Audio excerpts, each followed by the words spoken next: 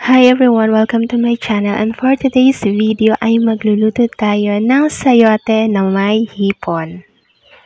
Napakadali lang tong lutuin, kaya guys tara na, samahan niyo na ako magluto.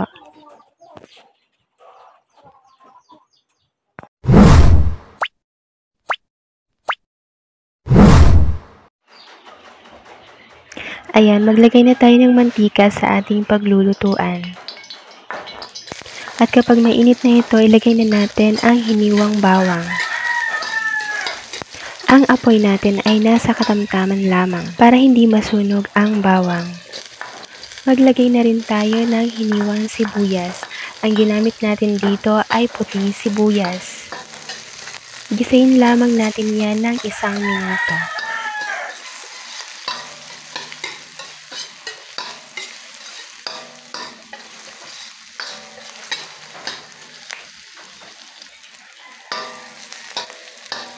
Pagkatapos ng 1 minuto, maglagay na rin tayo ng hiniwang kamatis. Lutuin lamang natin yan ng 1 minuto.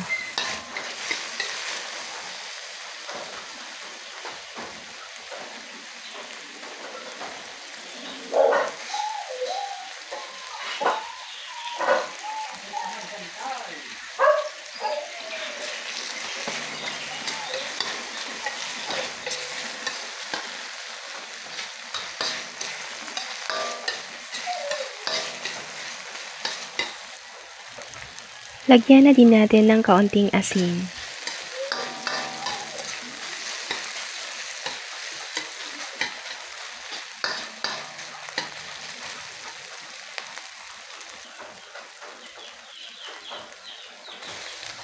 Ilagay na din natin ang binalatan at hiniwang hipon.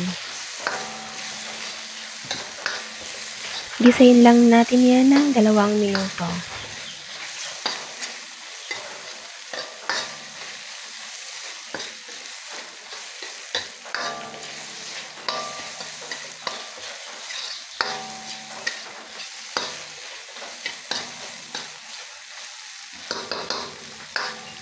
Pagkatapos ng 2 minuto, ilagay na natin ang hiniwa natin na sayote.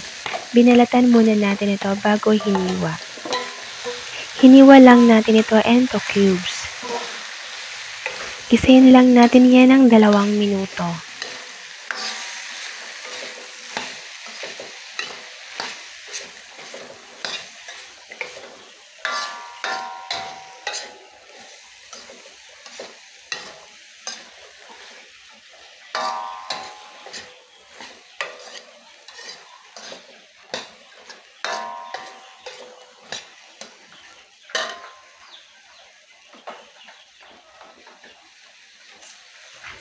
Lagyan na natin ng dinurog na paminta.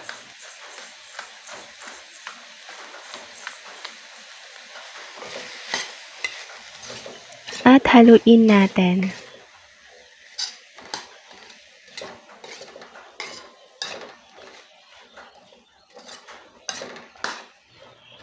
Ayan, sa mga nakabot na pa sa part na to at hindi pa po kayo nakasubscribe, please do subscribe na po para madagdagan pa ang ating mga subscribers. And paki-like na rin po pala itong video. Thank you and God bless.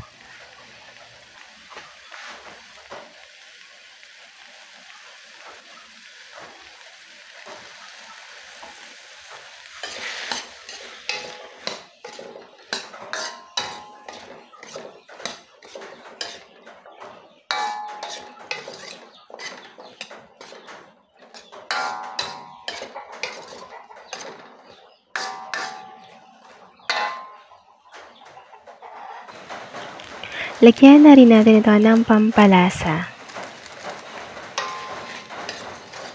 At haluin natin.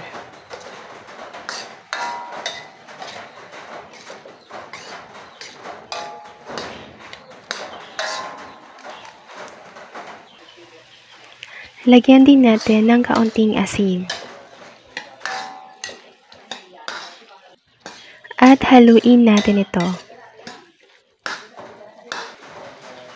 Lagyan na din natin ng kaunting tubig para maluto ng ating sayote.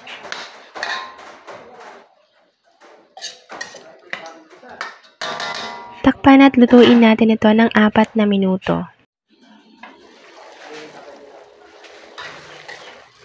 Pagkatapos ng 4 na minuto, haluin natin ito.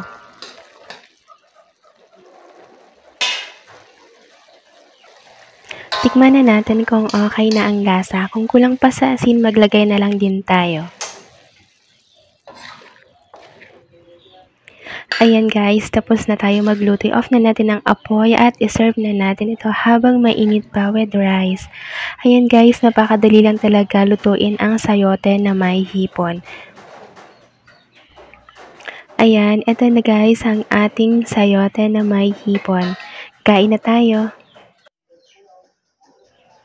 Ayan, salamat po sa panonood. Sana ay nagustuhan nyo ang ating video for today. Please don't forget to like, share, and subscribe. Bye!